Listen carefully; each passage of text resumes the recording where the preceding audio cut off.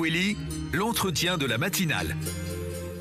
Et c'est avec vous Aurélien Février. Bonjour Aurélien. Bonjour Youbna, et avec nous ce matin Abdel Saki, délégué départemental adjoint du syndicat Alternative Police. Bonjour. Bonjour. Notamment avec nous aujourd'hui puisque jeudi dernier, un fonctionnaire de police a été blessé au visage suite à un jet de parpaing qu'il a reçu donc en pleine figure.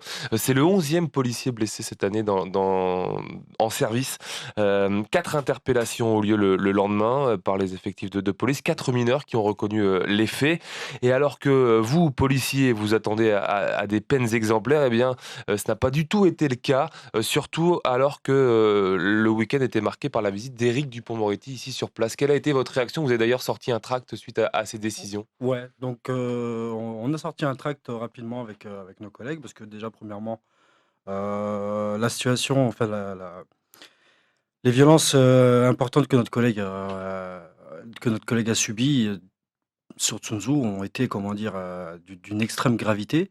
Et quand on regarde la réponse pénale qu'il y a eu derrière, ce n'est plus ni moins qu'une petite tape sur les doigts. Et là, on se dit que il y a vraiment un sentiment d'impunité pour les délinquants, mais de plus que les policiers ne sont pas, comment dire, ne sont pas respectés à leur juste valeur. Donc la vie d'un policier ne vaut pas plus que comment dire, ne vaut rien pour nous aux yeux de la justice vis-à-vis de tout ça, quoi. C'est 2 rappels à la loi, Voilà. une convocation devant le juge des enfants Voilà, et une composition pénale, TIG, quoi. Ça peut être des TIG ou autre chose. c'est quelque chose qui vous révolte. C'est la 11e fois là Ouais. aujourd'hui, cette année pardon, qu'un policier est blessé en service.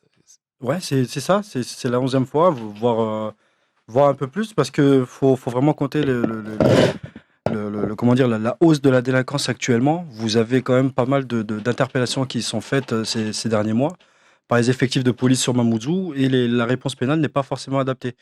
Vous avez des classements sans suite qui sont faits pour tout et n'importe quoi, pour des petites broutilles, on va dire, administratives et comment dire?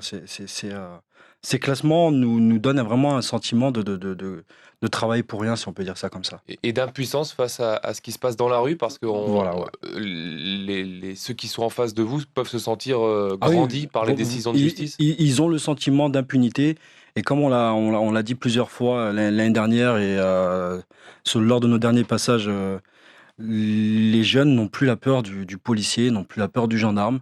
Donc maintenant, ils se permettent maintenant de venir au contact, de nous blesser, de nous invectiver, de nous caillasser, mais vraiment sans aucune impunité, quoi. Ouais, c'est pire qu'avant parce que ces Ouais, propos-là, vous les avez tenus, vous, personnellement, il y a 1 an dans les colonnes de Mayotte Hebdo. Vous c'est en ça. parliez déjà à l'époque. C'est pire 1 an après? Oui, oui, oui, c'est vraiment pire. C'est vraiment pire. Ils ont la jeunesse, la jeunesse délinquante n'a pas la peur vraiment du policier. Et ça se traduit comment sur le terrain pour vous, là, quand vous êtes...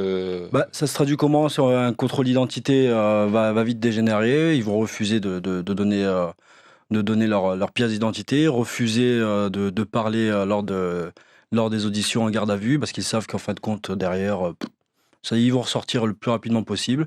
Ils savent que la justice ne va pas répondre positivement à nos enquêtes. Donc, en fin de compte, pour eux, c'est ni plus ni moins qu'une petite un petit passage au commissariat.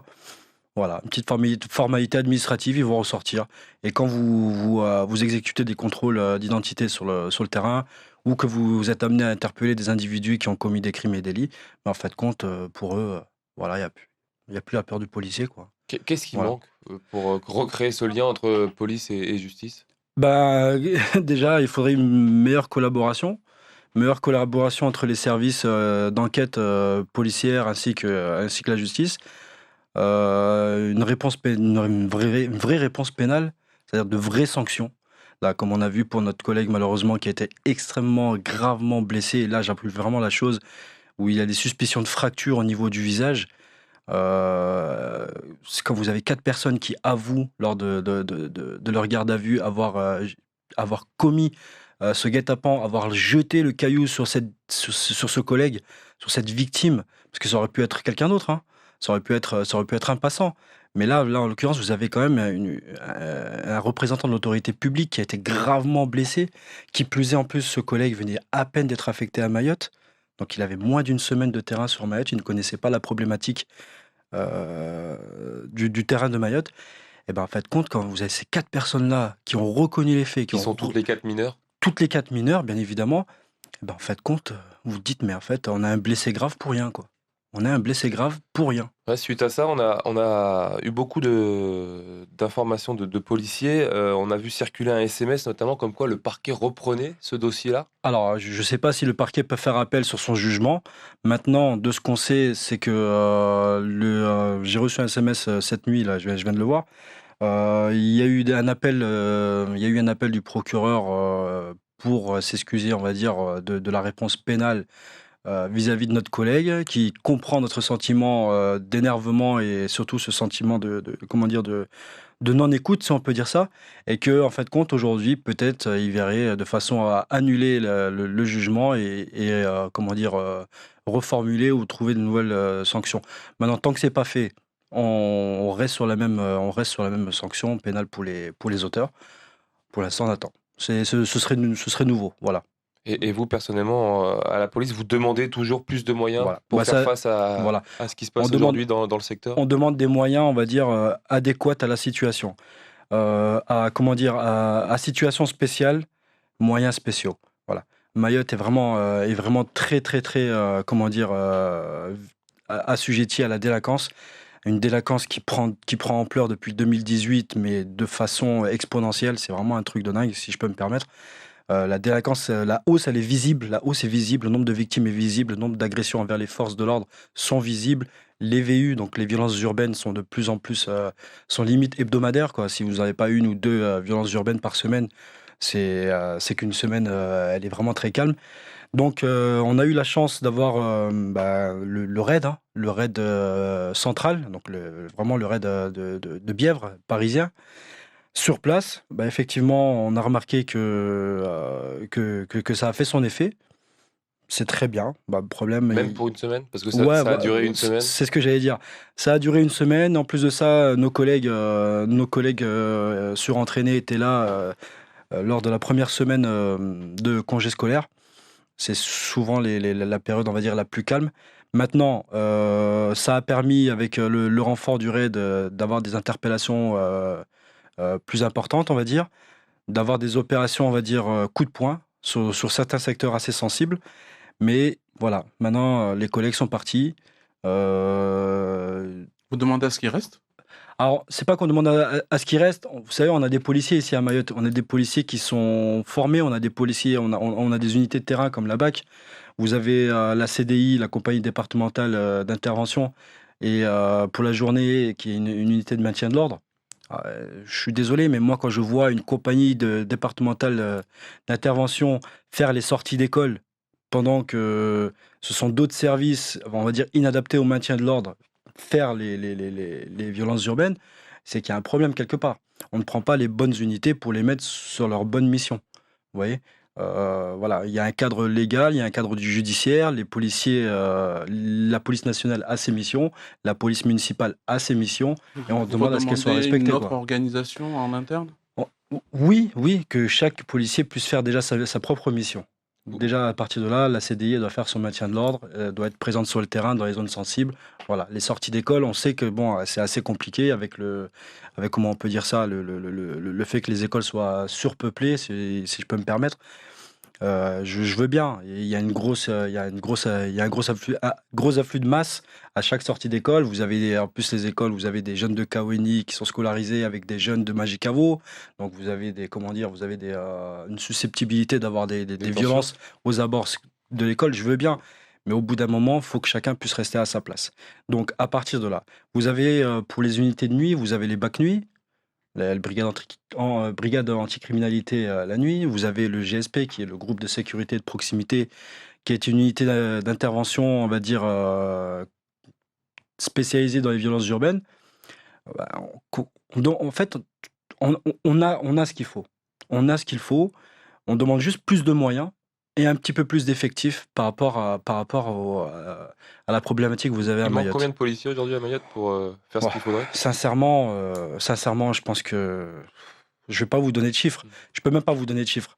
Parce que le problème, c'est que entre les blessés, les personnes qui sont en fin de contrat, les personnes qui sont absentes au service, les effectifs réels minimum sur le terrain, Au niveau chiffre, je peux pas vous donner. Je pense sincèrement, une petite centaine de collègues.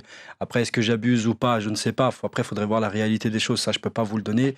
Ce serait à notre directeur avec notre directeur, avec l'équipe, on va dire, des ressources humaines et les autres délégués syndicaux, des autres groupes syndicaux, de voir combien il faudrait.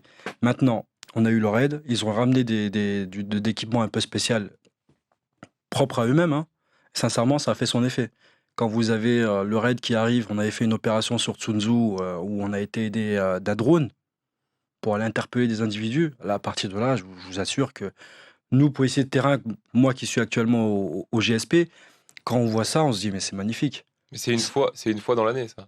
Ah là, Le drone, il est resté ou il est non, reparti? le drone il est reparti avec les Voilà. collègues. On aurait bien voulu, en avoir un aussi. Donc là, c'est là la problématique, c'est qu'on nous forme à des éléments, à des techniques un peu spéciales. Parce que sincèrement, au bout d'un moment, va falloir faire le ménage. Au bout d'un moment, il va falloir qu'on nous forme à des techniques, on va dire, à ça. Par exemple, le drone, ce serait top d'en avoir pour les violences urbaines, pour les agressions, pour les manifestations, on va dire, sauvages. Sincèrement, à partir de là, ce serait vraiment le top.